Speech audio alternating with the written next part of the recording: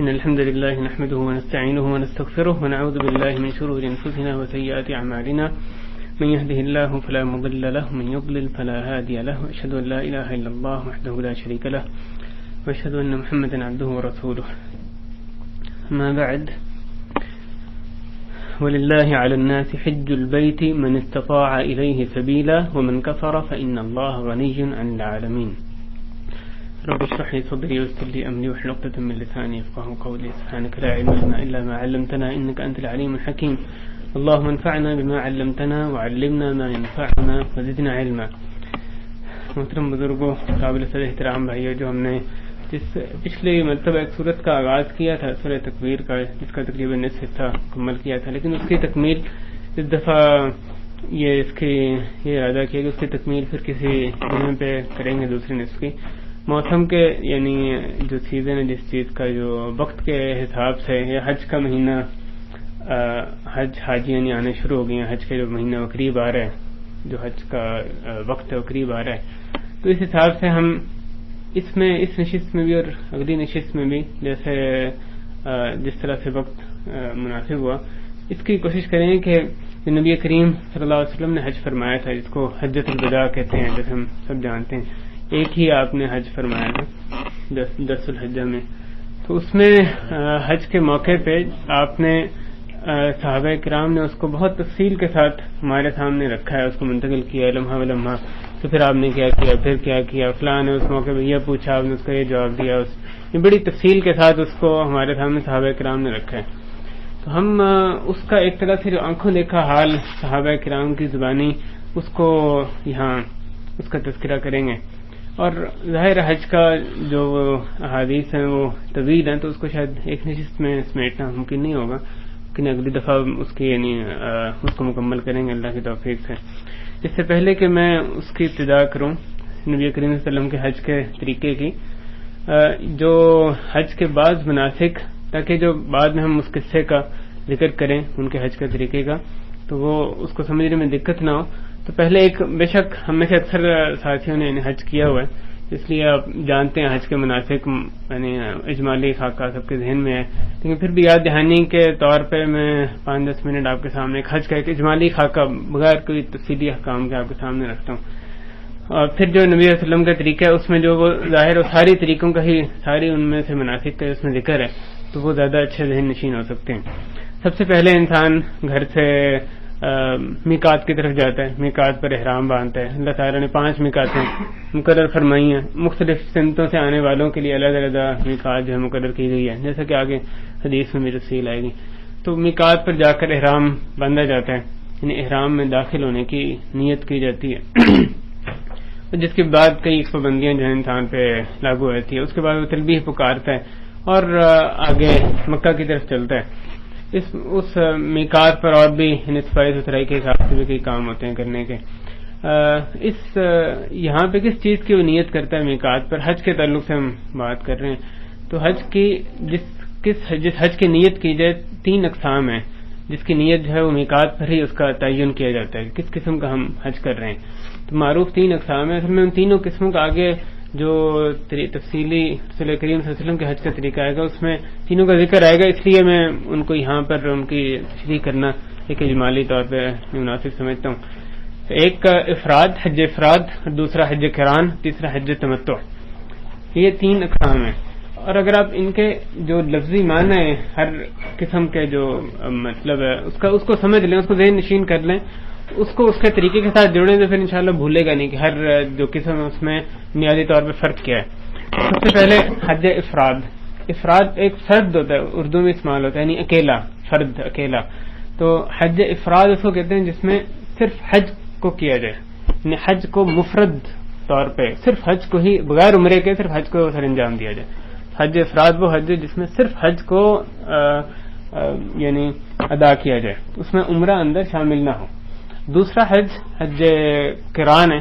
قران کا معنی ہوتا ہے ملا دینا، آپس میں جوڑ دینا، جیسے قرین کہتے ہیں ساتھی کو، یا حدیث میں وہ آتا ہے نہا عن القران بین التمرتین، کہ رسول کریم صلی اللہ علیہ وسلم نے 2 کھجوروں کے درمیان دو کھجوروں کو ملانے سے منع فرمایا. اگر آپ باقیوں کے ساتھ مل کے کھا رہے ہیں، کھجوریں کھا رہے ہیں، تو بندہ حرص میں کہ وہ کھجوریں ختم نہ ہو جائیں تو وہ 2 اکٹھی کھجوریں اٹھا لے وہاں سے، اس سے منع فرمایا کہ دوسرے کا دل بھی اس سے دکھے گا، ایک ایک کھجور وہ اٹھا کے کھائے.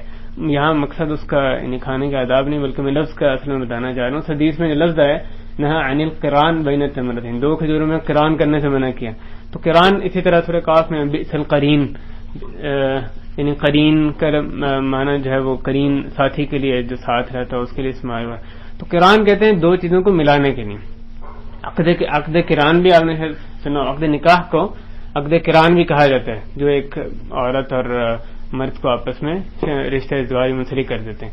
تو قران اس حج کو کہا جاتا ہے جس میں کہ عمرہ اور حج ایک احرام میں ان کا قران کر دیا جائے. حج اور عمرہ دونوں کو ایک احرام میں ان کا قران کر دیا جائے، ان کو ملا دیا جائے. ایک دفعہ آپ احرام باندھیں اس کے بعد آپ نے حج اور عمرے کے بعد ہی ایک ہی مرتبہ احرام جو ہے وہ کھولا جائے. آخر میں حج کے یعنی 10 الحجہ کو ایک ہی مرتبہ احرام کھولا جائے جبکہ آپ حج اور عمرہ دونوں سے فارغ ہو جائیں. اس میں حج قران اور حج افراد جو پہلی قسم ہے اس میں بنیادی طور پہ جو اعمال کے حساب سے کوئی فرق نہیں ہے، یہ صرف نیت کا فرق ہے. کیونکہ ہمیں جو جیسے آگے حدیث میں آگے جو پتہ چلتا ہے کہ حج قران کی بھی جو فرض طواف اور سعی ہے وہ ایک ہی ہوتی ہے، یعنی ایک ہی جو طواف ہے وہ حج کا بھی اور عمرے کا دونوں کا مانا جاتا ہے. اور اسی طرح جو حج کی صحیح ہوتی ہے وہی عمرے کی بھی ساتھ صحیح مانی جاتی ہے. تو جو آدمی افراد جیسے کرتا ہے اسی طرح سے اصل میں قران کیا جاتا ہے. تو فرق اصل میں اس کی نیت کا ہوتا ہے کہ وہ اس میں جو صحیح اور طواف کر رہے اس میں حج اور عمرہ وہ دونوں کی طرف سے دونوں چیزیں ہو رہی ہوتی ہیں. علیحدہ سے اس کو عمرے کو ادا نہیں اس میں بھی کیا جاتا. تو یہ قران ہوتا ہے کہ اس میں حج اور عمرے کو اکٹھا جمع کیا جاتا ہے. ان میں جو ایک بنیادی فرق افراد اور قران میں قربانی کا ہوتا ہے، جب ہم حج اور عمرہ ایک سفر میں جمع کرتے ہیں تو ہدی، جس کو ہدی کہتے ہیں، یعنی قربانی کرنا واجب ہوتی ہے. جبکہ افراد میں جب صرف حج کریں تو اس میں واجب نہیں ہے. قربانی اس صورت میں واجب ہے اگر ایک سفر میں حج اور عمرے کو جمع کیا جائے، خواہ وہ یا قران ہو یا آخری قسم حج تمتع ہو. اگر اکیلا حج کریں تو اس میں قربانی کرنا جو ہے وہ حج کی قربانی کرنا واجب نہیں. یہ افراد اور قران ہو گیا. تیسری جو قسم ہے وہ حج تمتع ہے. تمتع کہتے ہیں فائدہ اٹھانے کو. متع بھی آپ نے شاید سنا، یا متاع اردو یعنی دنیا کو کہا گیا متاع قلیل، کہ ایک متاع یعنی وہ چیز جس سے کہ وقتی طور پر فائدہ اٹھایا جائے. تو تمتع کہتے ہیں فائدہ اٹھانے کو. تمتع اس حج کو کہتے ہیں جس میں عمرہ ادا کیا جائے اس کے بعد حلال ہو جائے، یعنی احرام کی پابندیوں سے انسان نکل آئے اور اس میں عمرے سے لے کے پھر دوبارہ حج کے احرام باندھنے تک وہ پابندیوں سے آزادی کا فائدہ اٹھائے. اس میں وہ متع ایک طرح سے اس کا جو فائدہ وہ اٹھا رہا ہے، اس کی لذت یعنی احرام سے پابندیوں سے آزادی کا وہ فائدہ اٹھا رہا ہے، اس سے لطف اندوز ہو رہا ہے، اس لیے اس کو تمتع کہا جاتا ہے. اس میں پہلے جا کے عمرہ کیا جاتا ہے، پھر حلال ہو جاتے ہیں اور پھر دوبارہ حج کے لیے علیحدہ سے 8 تاریخ کو احرام باندھتے ہیں اور اس کے یعنی اس میں 2 دفعہ حلال ہوا جاتا ہے، 2 دفعہ بال کٹوائے جاتے ہیں، پہلے عمرے سے اس کے بعد حج کے لیے علیحدہ.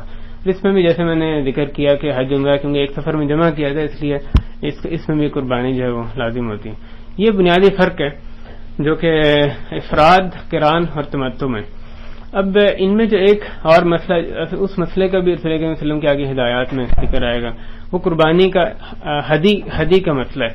قربانی جو کہتے ہیں کسی بھی قربانی کو، ہدی جو قرآن میں استعمال ہوا ہے وللہدیہ، ہدی اس قربانی کو کہا ہے تو اس جانور کو جو بیت اللہ کی طرف لے جایا جاتا ہے، وہاں پہ یعنی انسان لے کر جائے اور وہاں منا میں جا کے حج کی جو قربانی ہے اس کو خاص طور پہ ہدی کہتے ہیں. ہم اردو میں اس کا فقہا اردو میں بھی ہدی ہی استعمال کرتے ہیں، کوئی اور اس کا ایکولنٹ آسان لفظ یعنی قربانی ہی استعمال کیا جائے. قربانی ایک عام لفظ ہے جبکہ ہدی جو ہے وہ خاص حج کی جو قربانی ہے اس کو کہا جاتا ہے.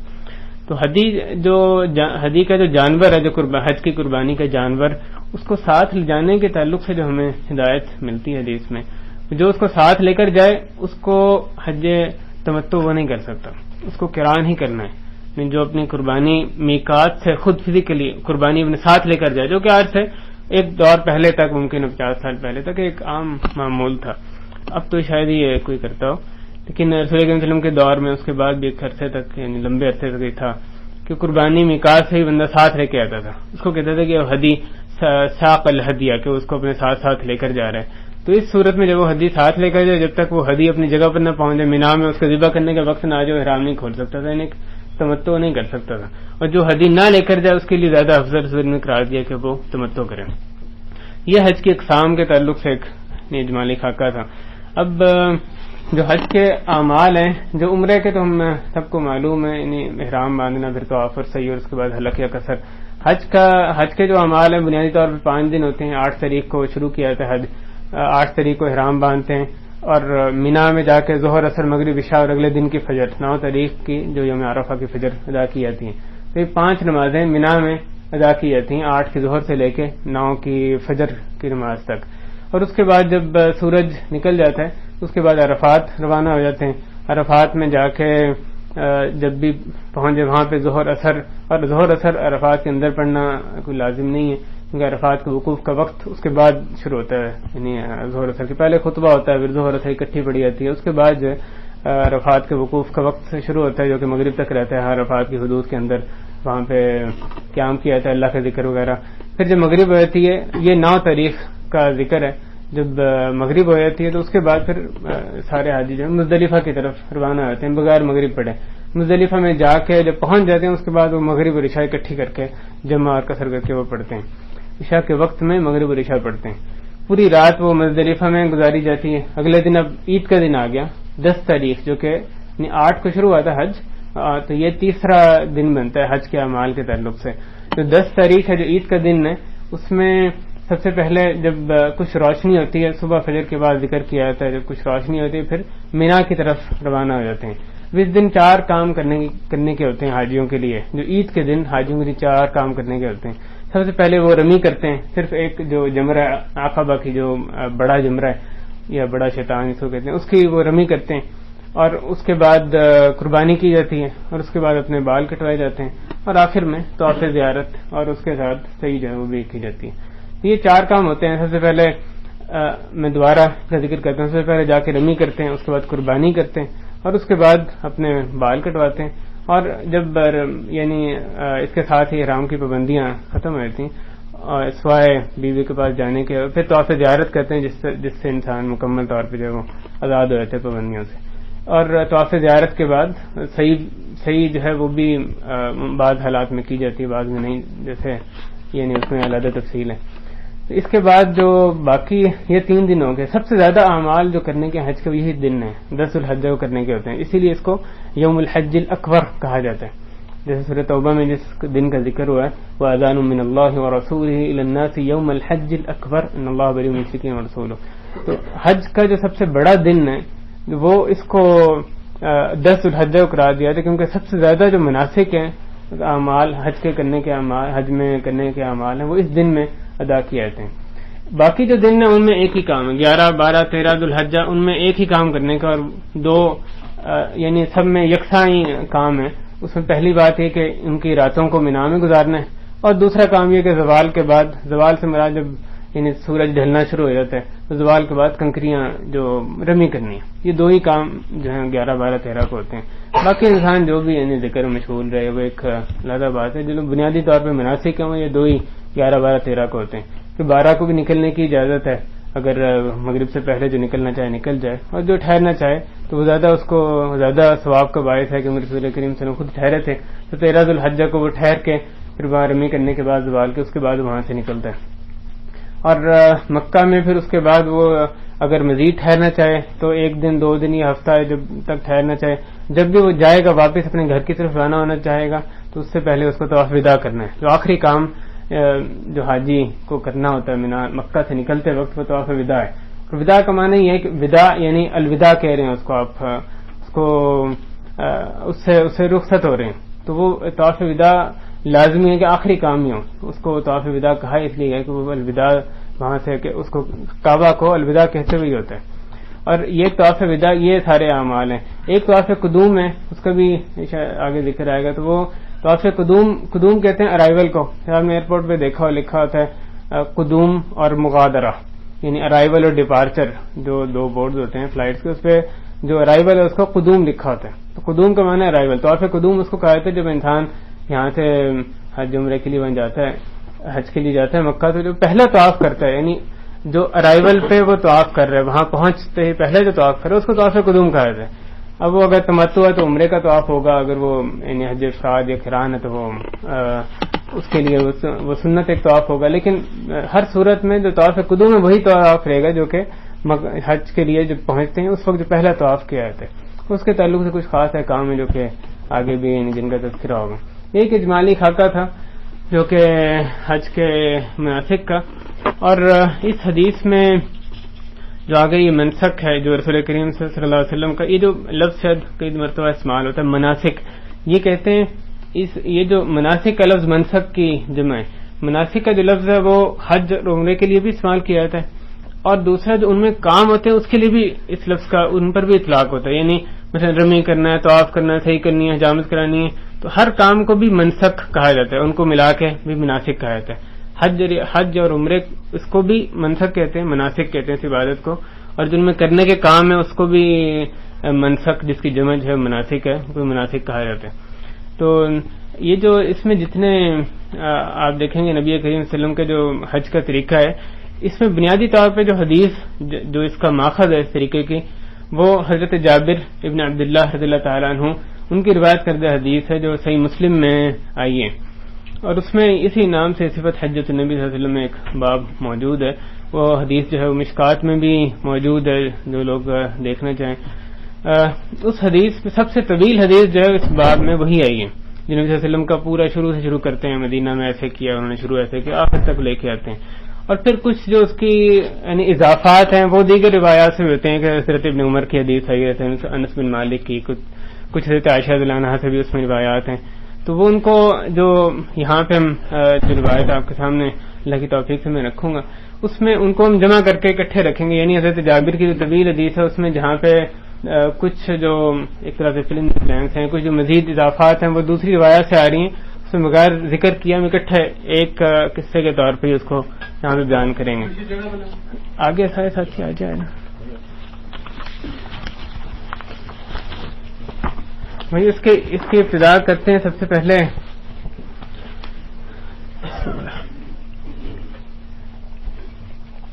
مدینہ منورہ میں ہجرت کے بعد 9 سال، جب 9واں ہجری سال تھا، تو اس موقع پہ حضرت ابوبکر رضی اللہ تعالیٰ عنہ کو رسول کریم صلی اللہ علیہ وسلم نے امیر حج بنا کے تو حج کے لیے روانہ فرمایا تھا. اور اس وقت مسلمانوں نے بھی حج کیا تھا اور مشرکین نے بھی حج کیا تھا. وہ آخری سال تھا جبکہ مشرکوں نے حج کیا تھا. اسی موقع پہ یہ سورہ توبہ پہ جب نازل ہوئی تو رسول کریم صلی اللہ علیہ وسلم نے علی کو بعد میں بھیجا تھا کہ وہاں جا کے لوگوں میں اعلان کریں کہ آئندہ جو ہے کوئی مشرک یہاں پہ حج نہیں کرے گا، نہ ہی کوئی ننگے بدن یہاں پہ حج کرے گا. جیسے آپ جانتے ہیں جاہلیت میں ساری چیزیں موجود تھیں. تو سورہ توبہ کے شروع میں یہ حج اکبر، اس میں مشرکین سے برات کا بھی ذکر آ رہا ہے. یا ایھا الذین آمنوا انما المشرکون نجس فلا یقربوا المسجد الحرام بعد عامهم هذا. کیا وہ لوگ جو ایمان لائے ہو، در حقیقت مشرکین نجس ہیں، پلید ہیں. مانوی نجاست ظاہرہ مراد ہے کہ وہ پلید ہیں، لہذا وہ آئندہ اس سال کے بعد سے مسجد حرام کے قریب نہ آئیں. تو اس سورہ توبہ میں یہ 9 ذو الحجہ کو جو نازل ہوئی اس میں آئندہ کے لیے مشرکوں کا ادھر حج کرنا، عمرہ کرنا اور اس کو حرام قرار دے دیا گیا تھا. تو لیکن یہ اس موقع پہ وہ پہلا تھا جبکہ باقاعدہ ایک باضابطہ طور پہ مسلمانوں نے حج کیا تھا ابوبکر صدیق کی عمارت میں. رسول کریم صلی اللہ علیہ وسلم نے جو حج فرمایا وہ، اور انہوں نے ایک ہی حج فرمایا تھا، وہ 10 ذو الحجہ میں فرمایا تھا. اور اس سے پہلے یہ ہجرت نبی کا 10واں برس تھا کہ رسول کریم صلی اللہ علیہ وسلم نے اعلان عام فرما دیا کہ میں اس سال حج بیت اللہ کے لیے جانے والا ہوں. اور آپ نے صحابہ کرام کو بھی اپنے ساتھ چلنے کا حکم دیا. آپ کا اعلان سن کر مختلف مقامات سے صاحب استطاعت لوگ پیدل اور سوار جوک در جوک مدینہ منورہ پہنچے تاکہ آپ کی ابتدا میں حج کر سکیں. جیسے آپ اس کو ادا کر رہے ہیں آپ بھی وہ بھی اس کو ویسے ہی ادا کر سکیں. اور یہ عجیب اتفاق تھا کہ اس سال مدینہ منورہ میں چیچک یا خسرہ کی وبا پھوٹ پڑی تھی. اس وجہ سے لوگوں کی ایک معقول تعداد حج سے محروم رہ گئی تھی. جن لوگوں کے لیے یہ بیماری حج سے مانے رہی تو آپ صلی اللہ علیہ وسلم نے ان کے لیے ارشاد فرمایا کہ ماہ رمضان میں عمرہ حج کے برابر ہے. اب جو شخص حج پر جانا چاہتا ہے بہتر ہے، اور جو رمضان میں عمرے پر اکتفا کرے تو وہ بھی درست ہے. اور اس موقع پہ اس کے بعد جو سفر کے آغاز سے آگے ذکر ہوتا ہے، اس سے پہلے اس موقع پر رسول کریم صلی اللہ علیہ وسلم نے میقاتوں کا بھی یہاں تعین فرمایا تھا کہ حضرت جابر کی حدیث میں ہی ہے کہ رسول کریم صلی اللہ علیہ وسلم نے ہمیں خطبہ دیا اور یہ جب بھی خطبے کا ذکر آتا ہے اس طرح حدیث میں، یہ مراد نہیں ہوتی کہ باقاعدہ ایک ممبر پہ چڑھ کے یعنی جمعے کا خطبہ ایک ہو رہا ہے، بلکہ خطبہ دیا یعنی خطاب کیا آپ صلی اللہ علیہ وسلم نے ہمارے سے مخاطب. آپ نے فرمایا کہ مدینہ والوں کے لیے تلبیہ شروع کرنے کا جو کی جگہ ذوالحلیفہ ہے، اور دوسری طرف سے آنے والوں کے لیے جحفہ ہے، جو شام کی طرف سے مغرب کی سمت سے آئے ان کے لیے جحفہ ہے. اسی طرح اہل عراق کے لیے ذات و عرق ہے، اور اہل نجد کے لیے قرن ہے جہاں سے ہم باندھتے ہیں. نجد کہتے تھے کہ ریاض کا جو ایریا ہے اس کو نجد کہا جاتا ہے، اب بھی اس کو منطقہ نجد ہی یعنی اب بھی کہا جاتا ہے. تو یہاں سے جائے اس کے لیے قرن المنازل جو طائف کے پاس ہے وہ میقات ہے، اور جو اہل یمن ہے ان کے لیے یلملم ہے. تو آپ صلی اللہ علیہ وسلم نے ہر طرف سے ہر سمت سے آنے والوں کے لیے میقات کا تعین فرمایا. رسول کریم صلی اللہ علیہ وسلم مدینہ منورہ سے مکہ مکرمہ کی طرف حج کا عزم لے کر نکلے تھے. مدینہ منورہ آنے کے بعد آپ نے اس کے علاوہ اور کوئی حج نہیں فرمایا. رسول اللہ صلی اللہ علیہ وسلم نے اپنے سفر حج کے لیے شجرہ والی راہ اختیار فرمائی. اس روز جمعرات تھی اور ماہ ذوالقعدہ کے 5 دن باقی تھے، یعنی غالباً 25 یا 26 ذوالقعدہ تھی، جبکہ ہجرت کا 10واں سال تھا. دن کے اجالے میں سفر شروع ہوا. آپ نے تیل لگایا، کنگھی کی اور نماز ظہر مدینے میں ادا کی اور روانہ ہو گئے. اس کے بعد جو میقات پر آمد کے تعلق سے نماز اثر رسول کریم صلی اللہ علیہ وسلم نے اپنے جو پہلا ان کا پڑاؤ تھا میقات پر ذوالحلیفہ اس میں پہنچ کر ادا کی. یہ مقام مسجد نبوی سے جیسے ہم جانتے ہیں تقریباً 13 کلومیٹر کے فاصلے پر ہے. جمعے کی رات آپ نے قریبی وادی عقیق نامی وادی میں ہی گزاری. اس رات آپ نے اپنی ازواج کے پاس بھی گئے، صبح غسل فرمایا اور نماز فجر ادا فرمائی. سیدہ عائشہ صدیقہ رضی اللہ عنہا انہوں نے اپنے ہاتھ سے آپ صلی اللہ علیہ وسلم کو زریرہ نامی خوشبو لگائی. یہ زرد رنگ کی ایک بوٹی کا نام ہے جو کہ خوشبو کے لیے رنگنے کے یعنی کام آتی ہے. اس کے علاوہ ایک اور خوشبو بھی لگائی جس میں کستوری شامل تھی، کستوری جس کو مسک کہا جاتا ہے. پھر آپ نے اپنے سر پر لبیدہ لگایا. یہ لبیدہ جو ہے یہ سنت ایسے شخص جس کے بال بڑے ہوں اس کے لیے سنت ہے کہ اس پر کوئی ایسی چیز لگائے جس سے کہ بال اس کے جمے رہیں. اس عمل کو تلبید کہا جاتا ہے. پھر رسول اللہ جب یہ سفر حج پر روانہ ہو رہے تھے یعنی میقات پر تھے تو آپ نے اپنے سر پر لبیدہ لگایا، کوئی ایسی چیز لگائی، ایسا مادہ لگائی جس سے کہ جو بال ہیں وہ بکھرے نہیں، اپنی جگہ پر ٹھہرے رہیں. تو ایسا شخص جو لمبے بال جس کے ہیں اس کے لیے سنت ہے اس طرح سے کرنا. تو اپنی قربانی کے جانوروں کو جوتوں کا ہار یعنی قلادہ پہنایا اور ان کی کوہان کو داہنی جانب سے معمولی سا چیرا لگا دیا جس سے تھوڑا سا خون نکل آیا. رسول کریم صلی اللہ علیہ وسلم اپنی قربانی مدینہ سے ہی ساتھ لے کر گئے تھے. کچھ آپ خود لے کر گئے اور جیسے آگے آئے گا کچھ پہلی ان کے اونٹ لے کر یمن سے آئے تھے. تو آپ صلی اللہ علیہ وسلم نے جو قربانیاں ساتھ لے کر گئے تھے ان کو جوتوں کا ہار پہنایا تھا. اور یہ قدیم زمانے سے حرم میں کروا چلا آ رہا تھا کہ جو قربانی حرم کے لیے مخصوص کر دی جاتی تھی کہ اس کو وہاں جا کر حج میں ذبح کیا جانا ہے اس کو قلادہ پہنایا جاتا تھا، اس کو جوتیوں کا ایک ہار پہنایا جاتا تھا. اس عمل کو تقلید الہدی کہتے ہیں اس جانور کو، اور تقلید یعنی اس کو قلادہ پہنانا، اس کو تقلید الہدی کہا جاتا تھا. قرآن مجید سورہ مائدہ میں والقلائد، تو اس میں سورہ مائدہ کے آغاز میں بھی اس کا ذکر ہوا ہے. تو اس کو آپ صلی اللہ علیہ وسلم نے اس چیز کو یعنی قائم رکھا اور ان کو اپنے جانوروں کو جو ہے جو ہدی کے طور پہ ساتھ لے کر جا رہے تھے ان کو قلادہ پہنایا. پھر اس کا مقصد یہ ہوتا تھا کہ ہر آدمی کو دیکھ کے پتہ لگ جائے کہ یہ جو قربانی ہے، یہ جو جانور ہے، یہ ایک عام جانور نہیں بلکہ یہ حرم کی طرف لے جایا جا رہا ہے، وہاں پہ قربانی کی وجہ سے لے جا رہا ہے. تو اس کو کوئی گزند نہیں پہنچاتا، کوئی نقصان اس کو نہیں پہنچاتا تھا اس جانور کو. اور اگر وہ جانور ادھر ادھر بھی ہو جاتا، کہیں کھو بھی جاتا تو پھر بھی جس کو ملتا تھا وہ اس کو حرم کی طرف روانہ کر دیتا تھا.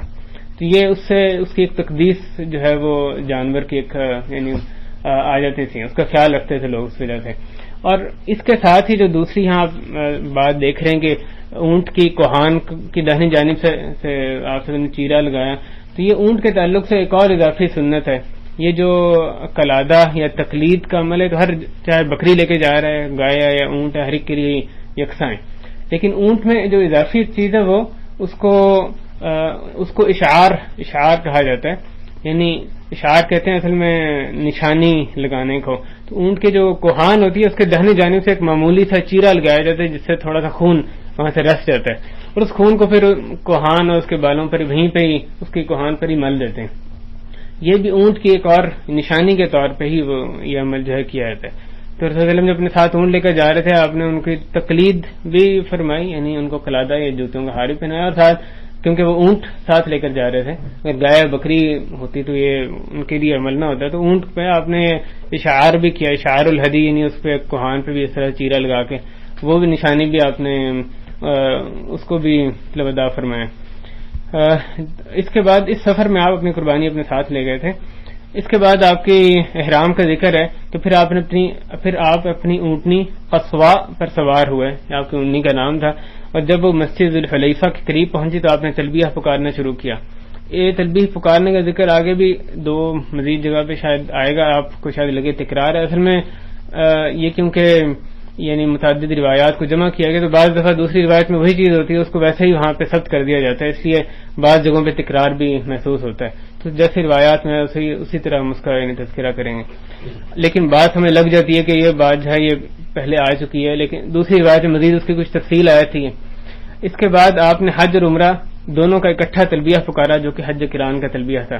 اس موقع پہ آپ دیکھیں کہ رسول کریم صلی اللہ علیہ وسلم مدینہ سے چلے اور یعنی ظہر کے بعد چلے اور عصر سے پہلے آپ ذوالحلیفہ پہنچ گئے.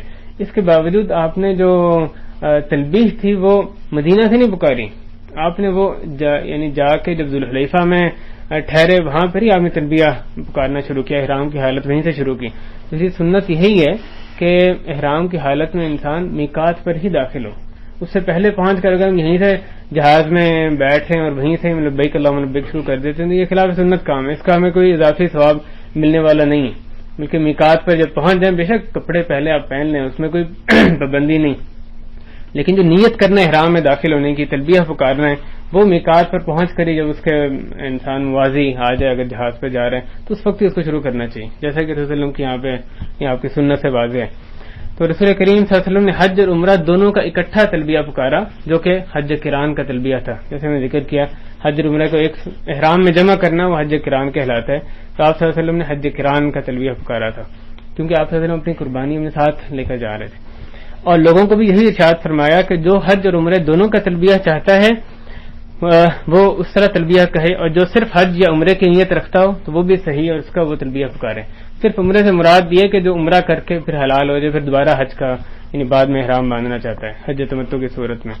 تو جو افراد کرنا چاہے قران تمتع اس موقع پہ ذوالحلیفہ پہ رسول اللہ نے سب کو اجازت دی کہ جس نے جو بھی تلبیہ پکارنا ہے وہ پکار سکتا ہے. آپ کے ساتھ اس قدر کثیر لوگ تھے کہ ان کی صحیح تعداد اللہ ہی جانتا ہے.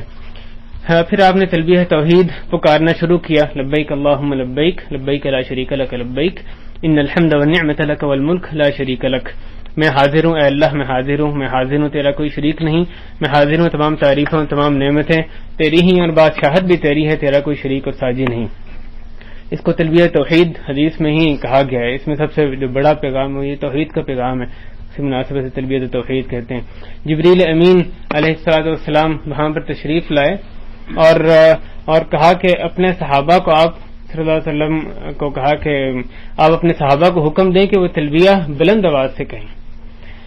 ابھی ذوالحلیفہ ہی میں تھے کہ حضرت ابوبکر صدیق رضی اللہ تعالیٰ عنہ کی زوجہ محترمہ حضرت اسماء بنت عمیس رضی اللہ تعالیٰ عنہ ان کے ہاں حضرت محمد ابن ابی بکر کی ولادت ہوئی. حضرت ابوبکر کا بیٹا وہاں پہ ہی اس کا جنم ہوا. اس خاتون کے لیے آپ نے ارشاد فرمایا کہ غسل کر کے لنگوٹ کس لے اور احرام باندھ لے اور تلبیہ پکاریں. لہٰذا جب یہ سوال ہو کہ کیا اگر کسی عورت کا عذر ہو تو اس حالت میں احرام باندھ سکتی ہے، تو اس کا واضح یہاں جواب موجود ہے کہ رسول اللہ علیہ وسلم نے اس خاتون کو بھی وہی ہدایت کی جو جیسے باقی احرام باندھ رہے تھے اسی طرح ہی احرام باندھنے کی ان کو بھی ہدایت کی. پھر آپ نے مسجد ذوالحلیفہ کے سامنے ایک بلند جگہ پر نماز ظہر ادا کی اور اس کے بعد اونٹنی پر سوار ہوئے. جب وہ کھڑی ہوئی تو آپ نے تلبیہ پکارا اور روانہ ہوئے. دوران سفر بھی آپ تلبیہ پکارتے رہے. مقام صرف پہنچے تھے. یہ صرف کی جو جگہ یہ تنعیم جہاں پہ اس وقت وہ مسجد عائشہ کے نام سے مشہور ہے، مسجد تنعیم بھی کہتے ہیں، اس کے آس پاس ہی ایک جگہ ہے جس کو صرف کہا جاتا تھا. تو یہ یعنی مکہ سے کچھ پہلے آتی ہیں. تو صرف پہ پہنچے تھے کہ سیدہ عائشہ صدیقہ رضی اللہ تعالیٰ عنہ ان کو ایام شروع ہو گئے جبکہ انہوں نے عمرے کا احرام باندھ رکھا تھا. آپ نے انہیں حکم فرمایا کہ غسل کریں، اپنے بال کھولیں اور کنگھی کر لیں. نیت فرمایا کہ عمرہ چھوڑ دیں اور حج کی نیت کر لیں. حج کے تمام اعمال سر انجام دیں مگر پاک ہونے تک بیت اللہ کا طواف یعنی عمرہ نہ کریں. تو جیسے ہمیں معلوم ہے ایسی حالت میں جب عمرہ نہیں کیا تو ایسی عورت جو یعنی تمتع کا بھی جیسے حضرت عائشہ نے باندھا تھا تمتع کی نیت شروع میں فرمائی تھی، لیکن اس طرح کا عذر ہے تو ان کے لیے لازم ہے کہ وہ اپنی نیت تبدیل کر کے اس کو حج قران میں جو ہے وہ تبدیل کر لیں. یہی حضرت عائشہ کو رسول اللہ صلی اللہ علیہ وسلم نے ہدایت فرمائی تھی. آپ اسی وادی سرف میں تھے کہ لوگوں سے آپ نے ارشاد فرمایا جس کے پاس قربانی نہیں ہے وہ اپنے اس حج کو عمرے میں تبدیل کرنا چاہے تو کر لے. اس موقع پہ ان کو اختیار دیا کہ آگے پھر اس کے بعد جو پھر حدیث آئی اس میں تاکید ہے. یعنی احرام رحمک اللہ، یعنی احرام تو اس نے حج کا باندھا تھا مگر وہ عمرہ کر کے احرام کھول دے پھر عارف الحج کو نے احرام باندھے. البتہ جس نے عمرے اور حج دونوں کا احرام باندھا اور اس کے پاس قربانی ہے تو وہ اپنی نیت تبدیل نہیں کر سکتا، کیونکہ جب تک اس کی قربانی 10 الحج کو مینا میں ذبح نہ ہو جائے احرام نہیں کھول سکتا. چنانچہ بعض نے اپنے حج کی نیت کو عمرے میں بدل لیا اور کچھ عمرے میں بدل لیا، جیسے میں ذکر کیا اس سے مراد یہ جو تمتع کی نیت کر لی، اور کچھ حج ہی کی نیت پر قائم رہے، اسے عمرے میں نہیں بدلا. البتہ جن کے پاس قربانیاں تھیں وہ تمام عمرے اور حج کی نیت پر ہی یعنی حج قران کی نیت پر ہی قائم رہے. اور ایک مقام پر آپ نے یہ حکم بھی دیا کہ ہر وہ شخص جس کے پاس قربانی ہے وہ حج اور عمرے یعنی حج قران کا تلبیہ پکارے. یہ بہت سی حدیث میں اس کا تکرار ہو رہا ہے، جیسے آگے آئے گا. یہ پہلی مرتبہ کیونکہ اس وقت حکم آ رہا تھا، صحابہ کے لیے مشکل تھا اس کو یعنی برداشت کرنا. اصل میں اس وقت اس کی تفصیل آگے آئے گی تب مزید تفصیل ذکر کرتے ہیں. تب آپ وہاں سے چل کر وادی ذی طویٰ میں جا اترے اور اتوار کی رات وہیں گزاری. یہ ذو الحجہ کی 4 تاریخ تھی. صبح کی نماز بھی آپ نے یہیں ادا فرمائی، وادی ذی طویٰ میں ادا فرمائی. آپ نے مکہ شہر میں داخلے کے لیے اس کی بالائی جانب قدا کی طرف سے ثنیہ علیہ کے والی راہ اختیار فرمائی. اتوار کی صبح دن چڑھے آپ مکہ شہر میں داخل ہوئے. آپ کے ساتھ بہت زیادہ لوگ تھے، راستے میں بھی مختلف اطراف سے لوگ بڑی تعداد میں آپ کے ساتھ شریک ہو گئے تھے. اس کے بعد طواف قدوم کا ذکر ہے کہ آپ صلی اللہ علیہ وسلم نے دروازے کے قریب اپنی سواری بٹھائی اور مسجد میں داخل ہوئے. بیت اللہ میں آتے ہی حجر اسود کو بوسہ دیا اور دائیں طرف چلتے ہوئے اجتباء کے ساتھ یعنی دایاں کندھا ننگا رکھتے ہوئے کعبے کے گرد 7 چکر لگائے اور طواف مکمل فرمایا. پہلے 3 چکروں میں رمل کیا یعنی آہستہ آہستہ دوڑے اور باقی 4 چکروں میں عام رفتار سے چلے. اس ٹکڑے میں حدیث کے 2 سنتوں کا ہمارے سامنے واضح ہو رہی ہیں، اور یہ 2 سنتیں جیسے طواف قدوم کے ساتھ ہی خاص ہیں. طواف قدوم یعنی وہ پہلا طواف جو حج کے موقع پہ مکہ جا کے کیا جاتا ہے. ایک سنت اس طواف میں جو مردوں کے ساتھ 2 مخصوص سنتیں، ایک پہلی سنت اس میں دایاں کندھا ننگا کرنا ہے جس کو اجتباء کہا جاتا ہے، اور یہ پورے طواف کے دوران جو ہے وہ جاری رکھا جاتا ہے. ہمیں اس سنت کے تعلق سے ایک جو بدعت ہے وہ یہ نظر آتی ہے کہ لوگ جب سے احرام باندھتے جب تک کھول نہیں دیتے وہ اپنا کندھا ننگا رکھتے ہیں. حالانکہ رسول اللہ علیہ وسلم نے جو یہ عمل فرمایا تھا جب طواف شروع کیا اس سے پہلے آپ نے دایاں کندھا ننگا کیا، اور جب آپ نے طواف مکمل کیا اس سے پہلے کہ 2 رکعت ادا فرمائے جو طواف کی 2 رکعتیں مقام ابراہیم بھی پڑھی جاتی ہیں اس سے پہلے آپ نے دوبارہ اپنا کندھا ڈھانپ لیا تھا. تو یہ کندھا ننگا رکھنا صرف طواف قدوم کے دوران طواف شروع کرنے سے طواف ختم کرنے تک ہی مخصوص ہے. اس سے پہلے یا بعد میں کندھا ننگا رکھنا چاہیے خلاف سنت ہے، بلکہ خاص طور پہ نماز کی حالت میں تو اس میں کراہت کا یعنی صراحت حدیث میں ذکر ہے کہ تم میں سے کوئی ایسی حالت میں نماز نہ پڑھے کہ اس کے دونوں کندھوں پر جو ہے اس کا کپڑے کا کچھ حصہ نہ ہو. تو یہ ایک سنت جو ہے اجتباء کی جو کہ پورے طواف میں ہوتی ہے. دوسری سنت جو طواف قدوم کے ساتھ خاص ہے وہ رمل کی سنت ہے. رمل آہستہ آہستہ قدم قریب رکھ کے آہستہ آہستہ تیز چلنے کو کہتے ہیں، قدرے تیز چلنا، قدم ساتھ ساتھ رکھے. تو یہ ایک اور سنت تھی جو کہ صرف پہلے 3 چکروں میں صلی اللہ علیہ وسلم نے اس کو خاص فرمایا. باقی 4 چکروں میں آپ صلی اللہ علیہ وسلم عام رفتار سے چلے، پہلے 3 چکروں میں آپ صلی اللہ علیہ وسلم قدرے تیز قریب قدم رکھ کے قدرے تیز آپ چلے. اور اس کی جو وجہ ہمیں دیگر روایات سے معلوم ہوتی ہے کہ مشرکین جو انہوں نے کہنا شروع کر دیا تھا کہ جو مدینہ کی وبا ہے اس نے مسلمانوں کو بڑا نحیف اور کمزور کر دیا، بیمار کر دیا. تو رسول اللہ علیہ وسلم نے صحابہ کو یہ تاکید فرمائی تھی کہ وہ اس طرح سے چلیں تاکہ اپنی طاقت کا اظہار ہو. اور وہ تو چلی گئی بات، اور نہ وہاں کوئی مشرک کافر بیٹھا ہے، لیکن اس سنت کو اجاگر کرنا آج بھی ہمارے لیے ویسے ہی یعنی ثواب کا کام ہے جس طرح سے کہ اس وقت کام تھا. ہر چکر میں آگے آتا ہے کہ ہر چکر میں رکن یمانی کو ہاتھ سے چھوتے اور حجر اسود کو بوسہ دیتے تھے. رکن یمانی کو ہاتھ سے چھوتے تھے، صرف اس کو یہی سنت ہے جیسے ہم سب جانتے ہیں، جب جو شروع کرتے ہیں حجر اسود سے اس کے بعد ایک کونا، دوسرا کونا، تیسرا جو کونا وہ رکن یمانی ہے اس کو دائیں ہاتھ سے چھوا جاتا ہے. اور اس وقت اگر آپ نہ چھو سکیں تو جیسے احادیث میں اس کا کوئی تذکرہ نہیں کہ دور سے بسم اللہ اللہ اکبر انسان کہے، یعنی جہاں پہ جس کا تذکر آیا کہ چھونے کی ایک نیابت کے طور پہ دور سے اشارہ کرنا وہ صرف حجر اسود ہے. رکن یمانی اگر اتنا پاس سے آپ گزر سکیں تو اس کو چھو سکیں ٹھیک ہے، نہیں تو بس اس کو کچھ نہ کریں، آگے چلتے رہیں. رکن جو حجر اسود ہے اس کو آپ صلی اللہ علیہ وسلم بوسہ دیتے تھے، بوسہ نہ دے سکیں تو اس کو یعنی ہاتھ لگا کے ہاتھ کو چومیں، یعنی تو لاٹھی لگا کے جیسے آگے ذکر آئے گا رسول نے اپنی لاٹھی کو چوما، یا پھر یہ کہ اس کو دور سے اشارہ کر دے، لوگوں سے دھکم پیل نہ کرے. ظاہر ہے جو کہ حج کے موقع پہ ممکن ہی نہیں ہے اس کو بغیر دھکم پیل کے اس کو بوسہ دینا. لیکن شمال کی طرف کے دونوں ارکان بیت اللہ کے دو کونوں کو آپ صلی اللہ علیہ وسلم نے ہاتھ نہ لگایا اور اس کا استلام نہیں کیا تھا. ہر چکر میں رکن یمانی اور حجر اسود کے درمیان آپ صلی اللہ علیہ وسلم یہ دعا پڑھتے تھے، ربنا آتنا فی الدنیا حسنہ وفی الآخرۃ حسنہ وقنا عذاب النار. یہ واحد مخصوص دعا ہے جو کہ طواف کے تعلق سے آئی ہے، جو کہ رکن یمانی اور حجر اسود کے درمیان کے لیے اسی جگہ کے لیے مخصوص ہے. باقی سارے طواف میں آپ صلی اللہ علیہ وسلم کو کوئی صحیح حدیث سے میں ثابت نہیں کہ آپ کوئی مخصوص ذکر کرتے ہوں، جو بھی آپ چاہیں اس میں ذکر آپ کر سکتے ہیں. پھر آپ نے مقام ابراہیم کے پیچھے 2 رکعت نماز ادا فرمائی اور ان میں فاتحہ کے بعد پہلی رکعت میں قل یا ایھا الکافرون اور دوسری میں قل ھو اللہ احد آپ نے تلاوت فرمائی. اور مقام ابراہیم کی طرف آتے ہوئے آپ بلند آواز سے آیت کریمہ تلاوت فرما رہے تھے کہ واتخذوا من مقام ابراہیم مصلی، اور مقام ابراہیم کو جائے نماز کی جگہ بناؤ. جو آپ صلی اللہ علیہ وسلم کعبے طواف کے بعد ہمیں یہی ہمارے لیے سنت ہے، اس میں کی طرف جا رہے تھے مقام ابراہیم کی طرف نماز ادا کرنے تو یہ آیت فرما رہے تھے، تلاوت فرما رہے تھے واتخذوا من مقام ابراہیم مصلی. پھر وہاں پہنچ کر آپ نے 2 رکعتیں ادا فرمائی، پہلی رکعت میں کافرون، دوسری میں سورہ اخلاص. آپ نے مقام ابراہیم کو اپنے اور کعبے کے درمیان کر کے طواف کی 2 رکعتیں ادا کی. پھر آپ نے زمزم نوش فرمایا اور اپنے سر مبارک پر بھی ڈالا اور دوبارہ حجر اسود کو بوسہ دیا. تو جو زمزم کے بارے میں جسم پہ ڈالنے کے بارے میں صرف یہی سنت ہے کہ اس کو سر پہ جو ڈالنا چاہے اس کو سر پہ ڈال لیں. اس کے علاوہ اس سے پورا نہانا یا اسے اپنے کپڑے دھونا یہ سنت سے ثابت نہیں ہے. جو ثابت ہے اسی پر ہی ہم اکتفا کریں. اور دوبارہ حجر اسود کو بوسہ دیا. یہ جو بوسہ یہ صحیح سے پہلے ایک اور دفعہ اس کو طواف پورا کر کے پھر یہ یعنی زمزم پی کے صحیح سے پہلے دوبارہ حجر اسود کے جا کے اس کو بوسہ دیا جاتا ہے. اس کے بعد جو ہے وہ صحیح کا تذکرہ شروع ہوتا ہے کہ اس کے بعد آپ صلی اللہ علیہ وسلم صفا پہاڑی کی طرف روانہ ہوئے.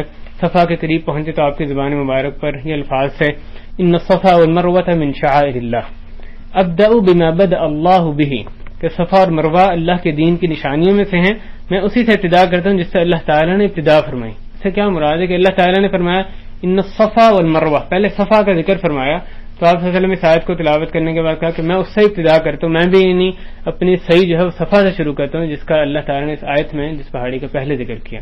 صفا اور مروہ میں سے صفا سے ابتدا کرتا ہوں. آپ صفا پر چڑھے حتیٰ کہ بیت اللہ کو دیکھ لیا. اب ایک چھوٹی سی صرف جگہ ہے مقام صفا پہ جہاں پہ کہ آپ کے لیے ممکن ہے بیت اللہ کو دیکھنا. تھوڑا ادھر ادھر ہو تو وہ نظر نہیں آتا، اگر وہاں جگہ مل جائے تو اچھا ہے، نہیں تو ویسے ہی اس کی طرف رخ کر کے بندہ دعا مانگے. جب صفا پر چڑھتے تو قبلے کی طرف منہ کر کے بیت اللہ کو دیکھتے اور 3 بار اللہ کی توحید و تکبیر پکارتے ہوئے یوں کہتے لا الہ الا اللہ وحدہ لا شریک لہ لہ الملک ولہ الحمد یحیی ویمیت وہو علی کل شیء قدیر لا الہ الا اللہ وحدہ انجز لا الہ الا اللہ وحدہ لا شریک لہ انجز وعدہ ونصر عبدہ وہزم الاحزاب وحدہ. جب ہم عمرے یا حج کے لیے جائیں تو ہمیں کوشش کرنی چاہیے ان الفاظ کو یاد کر کے جائیں. یہ جو دعا ہے آپ صلی اللہ علیہ وسلم اس کو 3 مرتبہ صفا اور مروہ دونوں پر آپ فرماتے تھے، پھر دیگر دعائیں بھی ساتھ فرماتے تھے. اس کے بعد مزید دعائیں فرماتے اور مروہ پر بھی ایسا ہی کرتے تھے. آپ نے صفا اور مروہ کے درمیان 7 چکر لگائے جبکہ آپ اپنے اونٹ پر سوار تھے. ہر چکر میں، اور دوسری روایت میں اللہ عالم یہ بھی آیا کہ آپ صلی اللہ علیہ وسلم نے پیدل ہی لگایا. ہر چکر میں جب آپ نشیب میں جاتے تو اس جگہ کو تیزی سے طے کرتے تھے جہاں پہ اس وقت 2 جو ہری بتیاں لگی ہوئی ہیں، نشانیاں لگی ہوئی ہیں. وہ اس وقت وسلم کے وقت اس طرح سے بتیاں نہیں تھیں، وہ گھاٹی تھی، وادی تھی، یعنی چھوٹی تھی، جہاں جب آپ کے جو وہاں پر پاؤں پڑتے آپ نیچے جاتے تو اس وقت تیزی کے ساتھ اس مسافت کو طے کرتے تھے تاکہ دوبارہ وہ اوپر زمین کی سطح پہ جو ہے اصلی سطح پر آ جاتے. تو یہی اب وہ بے شک وہ گھاٹی تو ختم ہو گئی لیکن انہوں نے نشانی اس کی باقی رہنے دی اور اس جگہ کو تیزی کے ساتھ ہی کراس کرنا جو ہمارے لیے سنت ہے.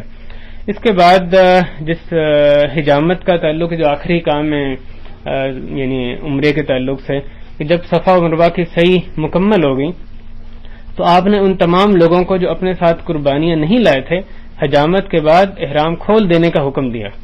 ابتدا میں ان کی نیت خواہ حج قران کی تھی یا حج افراد کی. احرام کھول دینے کے بعد ان کو رخصت ہوگی خوشبو استعمال کریں، سلا ہوا کپڑا پہنیں یا بیویوں سے اختلاط کریں. تو یہ جو وہ صحابہ جنہوں نے شروع میں حج افراد کی نیت کی تھی یا جنہوں نے حج قران کی نیت کی تھی لیکن قربانی ساتھ نہیں لے کر آئے تھے، عمرہ پورا کرنے کے بعد صلی اللہ علیہ وسلم نے ان کو حکم دیا کہ اب حج تمتع میں اپنی نیت کو تبدیل کر لیں اور اپنا احرام جو ہے وہ بال کٹوا کر کھول دیں. اور یہ رخصت 8 ذو الحجہ یعنی یوم الترویہ تک ہوئی، اس وقت تک انسان حلال ہوتا ہے، اس کو پھر 8 ذو الحجہ کو دوبارہ احرام باندھتا ہے. اور انہوں نے 8 تاریخ کو حج کے لیے دوبارہ احرام باندھنا تھا، اور جن کے پاس قربانیاں تھیں ان کو فرمایا کہ اپنی اسی احرام کی حالت میں ہی رہیں. اسی پر ہی ہم اکتفا کرتے ہیں اور اللہ تعالیٰ سے دعا کرتے ہیں کہ ہم میں سے جو بھی حج کرے اس کو سنت کے عین مطابق حج کا ادا کرنے والا بنائے. جو بھی ہمارے رشتہ دار احباب جو بھی مسلمان حج کر رہے ہیں ان کے حج کو بھی واقعی اپنی بارگاہ میں قبول فرمائے، ان کے لیے حج آسان فرما دے، تمام آفتوں سے اس حج کو محفوظ فرما لے. اے اللہ ہم نے جو ماضی میں جو بھی حج کیے عمرے کیا ہے اللہ اس میں بھی ہمارے سے یقیناً بہت سی کوتاہیاں ہوئی ہیں، اللہ ان کو بھی درگزر فرما کے ان کو بھی اپنی بارگاہ میں شرف قبولیت بخش دے. اے اللہ یہاں بیٹھنا اپنی بارگاہ میں قبول فرما لے، یہاں بیٹھنا ہمارے لیے مبارک فرما. اے اللہ ہمارے جتنے بھی کبیرہ صغیرہ گناہ ہیں ان کو معاف فرما دے. اے اللہ جو بھی ہم میں سے قرض کے نیچے دبا ہوا ہے اس کے لیے قرض کی ادائیگی آسان فرما دے. اے اللہ ہماری جو بھی مشکلات ہیں ہمیں ان مشکلات سے نجات دلا دے. اے اللہ جو بھی ہماری حاجات ہیں ضروریات ہیں اللہ ان میں سے جو بھی جائز ضروریات ہیں جو تیری منشا کے مطابق ہیں ان کو اے اللہ تو پورا فرما دے. اللہ جہاں بھی مسلمان کمزور ہیں دشمنوں کی چکیوں میں پھنس رہے ہیں یا اللہ ان کو ظلم سے نجات دلا دے. اللہ ان کو طاقتور فرما دے. اللہ جو بھی ان کی ضروریات ہیں ان کو بھی پورا فرما. اللہ جہاں بھی تیری راہ میں صحیح معنی میں جہاد ہو رہا ہے مجاہدین کو نصرت عطا فرما. ان کے جو حقیقی دشمن ہیں اسلام اور مسلمانوں کے اللہ خواہ وہ داخلی دشمن ہو یا خارجی دشمن ہو اللہ ان کے شر سے ہمیں اور ہمارے تمام بھائیوں کو بھی محفوظ فرما لے. وصلی اللہ وسلم علی نبینا محمد وعلی آلہ وصحبہ اجمعین. الحمد للہ رب العالمین.